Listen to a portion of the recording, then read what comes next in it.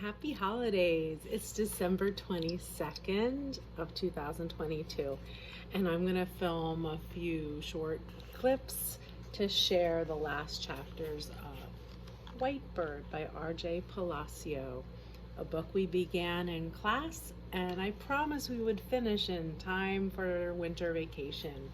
So I'll finish the last two sections with you here and upload them on YouTube. Chapter 5. They never found Julian's body. Whether that was because the Nazis covered up their dirty deed or the forest buried one of its own, we'll never know. The Nazis did not let Vivienne reach the site of the shooting. In fact, they denied a shooting had taken place. Please, let's go back for him. He might be wounded. Go back? Where? Madame, nothing has happened here. We found out later the roads had been cleared to make way for a German battalion heading north from Monday. Drive away and don't come back. The battalion was headed to Normandy to keep the Allies from landing on D-Day, but the Marquis attacked them, so the Germans launched a massive counterattack. They bombed the woods and the villages around the woods. The Maquisards were outnumbered 10-1. They fought bravely, but over 200 of them died in the mountains. Many of their bodies, like Julian's, were never found. The other men on the truck with Julian were later identified as having been taken from a mental hospital. They were memorialized with a plaque after the war.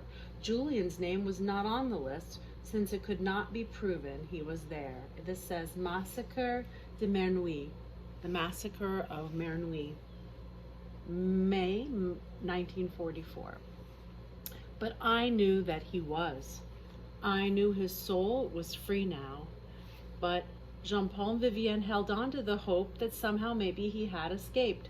They never gave up trying to find him. Summer 1944, fall 1945.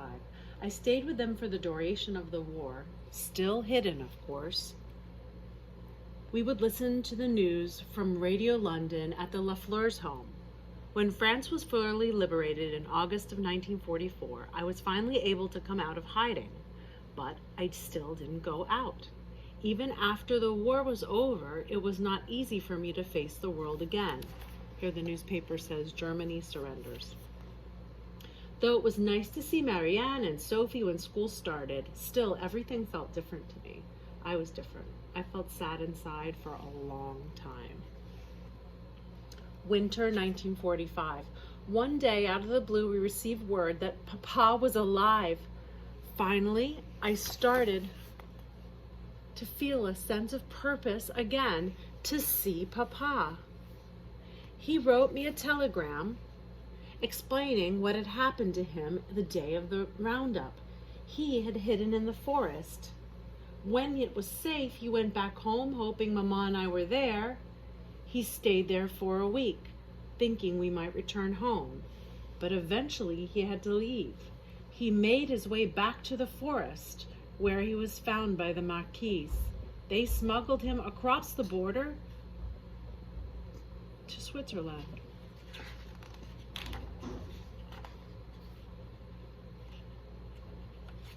This is page 183, 184.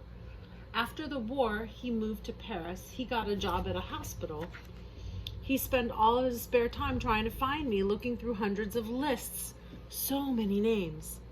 There was so much chaos in those days as Europe tried to heal from the war. In those days we learned the truth. 6 million Jews had been killed by the Nazis. Among them, Papa's cousins in France, my friends from L'École Lafayette, and my beautiful Maman. Where are you, my little bird? Then one day, the phone rang. Hello, yes? We found your daughter. She's alive and well, living in...